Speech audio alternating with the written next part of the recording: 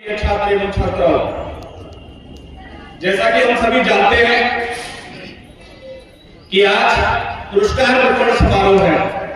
हर वर्ष की भांति सत्र के अंत में एक पुरस्कार वितरण समारोह का आयोजन किया जाता है, जिसमें योग्य छात्र एवं छात्राओं का जिन्होंने पूरे वर्ष भर बहुत अधिक प्रदर्शन किया, अत्यधिक प्रदर्शन करने के बाद जो इस मुकाम पर पहुंचे थे, उनका उत्साहवर्धन हेतु सम्मान किया जाना तय होता है। अभी हम सब देख रहे थे, प्रतिभाओं को दिखाने वाले ये कलाकार हैं।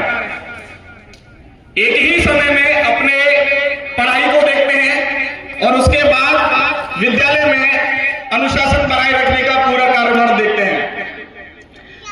इन विद्यार्थियों का चयन छात्र संसद के अनुरूप एक प्रक्रिया के माध्यम से हुआ है।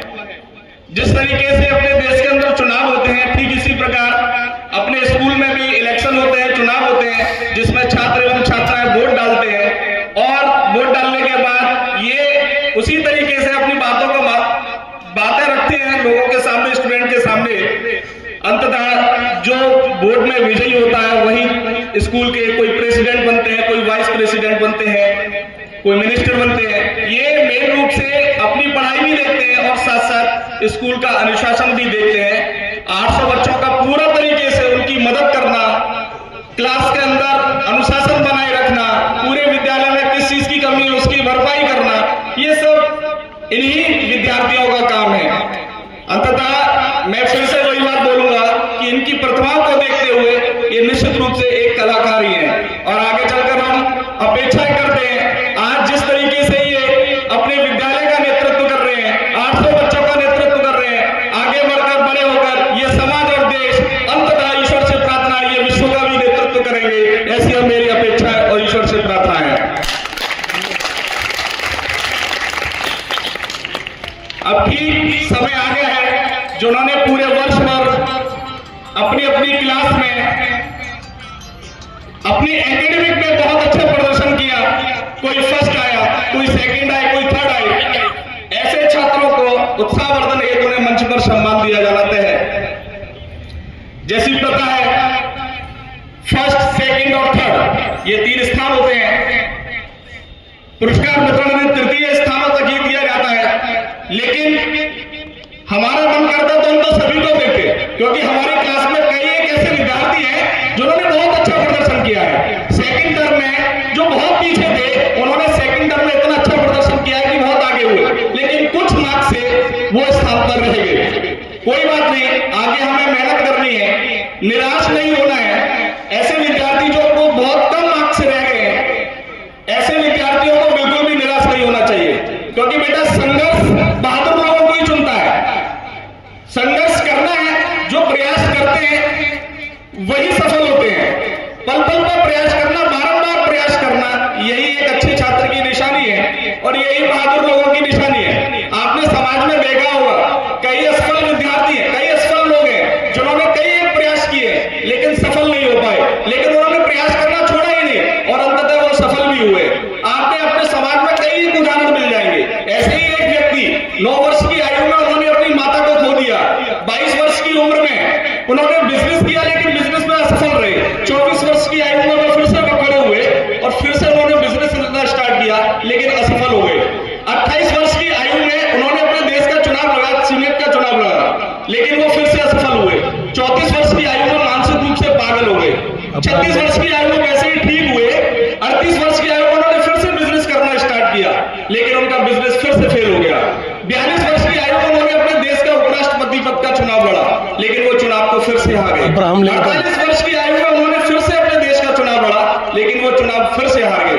अंततः वो लड़ते रहे, प्रयास करते रहे, अंततः 52 वर्ष की आयु में उन्होंने अपने देश के राष्ट्रपति पद का चुनाव लड़ा और वो चुनाव जीते। आप उनका नाम जानते हो? Abraham Lincoln. आप उनकी जीवनी पढ़ना, बड़े मजेदार है। उन्होंने सोचा, उनसे बात, उन्होंने बताया कि ये जो मेरी असफलताएं हैं, मेरे जीवन की केवल एक बाधाएं थी, ये जीवन का अंत नहीं है, ये हमारी एक बाधाएं हैं।